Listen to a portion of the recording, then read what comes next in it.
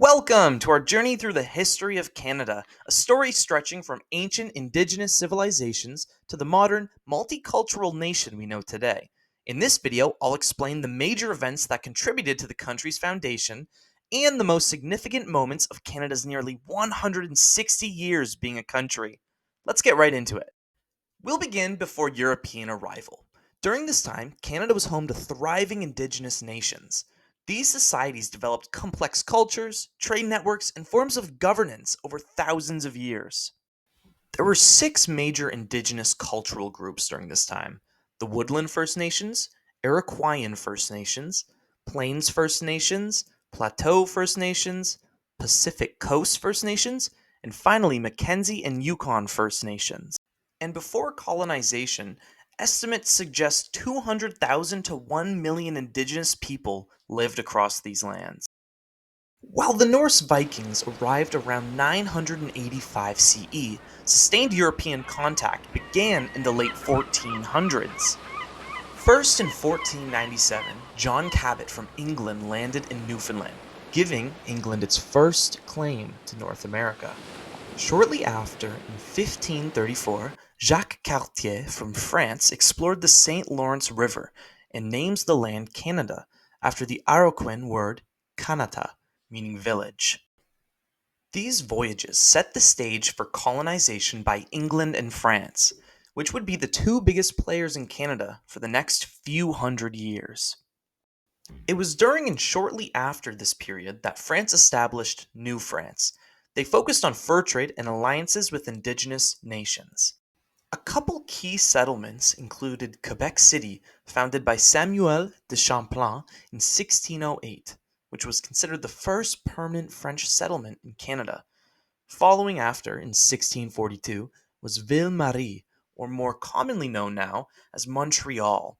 It was established initially as a missionary and trading post. It just so happened that England wasn't far behind. In 1610, Cupid's Newfoundland became the first English settlement.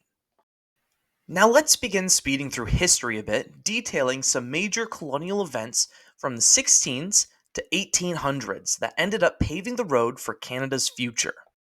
First, in 1670, Hudson's Bay Company was founded by England, igniting fur trade rivalry. In 1689 to 1697, King William's War between England and France occurred. In 1701, the Great Peace of Montreal, involving 40 indigenous nations, was signed. In 1713, the Treaty of Utrecht was signed, during which France cedes Nova Scotia and Newfoundland to Britain. In 1755, the expulsion of the Acadians by the British in Nova Scotia occurred. In 1756 to 1763, the 7 Years' War occurs, during which Britain ends up defeating France. In 1759, during the 7 Years' War, at the Battle of the Plains of Abraham, was the fall of Quebec. And the next year, in 1760, was the capitulation of Montreal, signifying the end of French rule. But it was only in 1763 that the Treaty of Paris was signed, which was France formally giving Canada to Britain after their defeat in the war. Now that we've established how Canada came under the rule of Britain, we can jump forward another 100 years to the Confederation. The main issues during those 100 years was trying to manage French and Indigenous populations, both of which had been enemies at some point to Britain. Not to mention, it was also during this time the American Revolution occurred. Summarizing the events leading up to this point, the main issue is that the people wanted a responsible government. In 1864, Charlottetown and Quebec conferences drafted plans for a union. Finally, in 1867, Confederation had been achieved. Ontario, Quebec, Nova Scotia, and New Brunswick unite as the Dominion of Canada. Following the Confederation was the expansion west. In 1870, Manitoba joined after the Red River Rebellion, which was led by Louis Riel. In 1871, British Columbia joins in exchange for a transcontinental railway. And in 1873, Prince Edward Island joins. Unfortunately, the rebellions continued. In 1885, the Northwest Rebellion was crushed, and the leader Louis Riel was executed, straining French-English relations. and the relationships with Métis and other Indigenous groups over land rights. The first half of the 1900s was incredibly busy and definitive for Canada.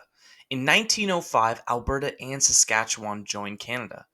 From 1914 to 1918 was World War I.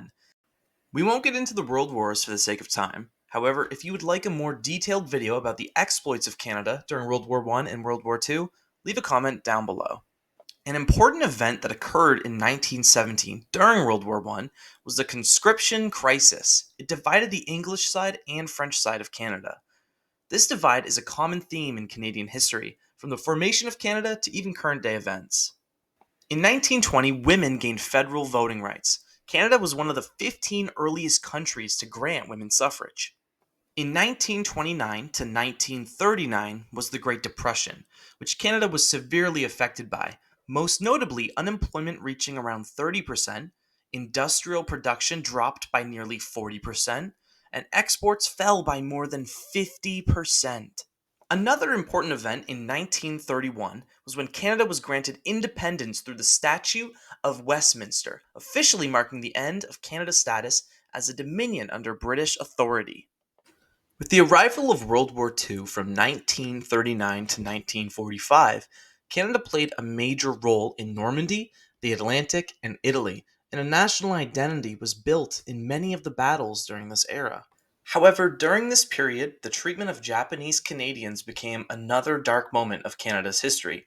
With the bombing of Pearl Harbor in 1941, Canada began the internment of Japanese Canadians. Nearly 22,000 of these Canadians were taken from their homes on Canada's west coast and without charge or due process were exiled to remote areas of British Columbia. They were stripped of their property and pressured many of them to accept mass deportation after the war.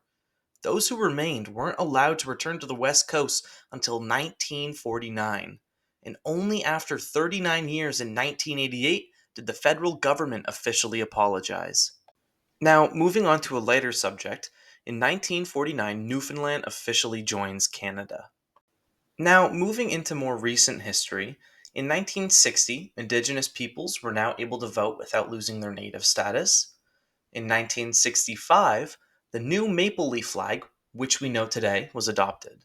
And in 1969, the Official Languages Act was created, making English and French the official languages of Canada, which beforehand the official language wasn't explicitly defined. In 1980 and 1995, there were two Quebec referendums. In 1980, the first Quebec referendum resulted in 60% of the population voting no to leaving Canada.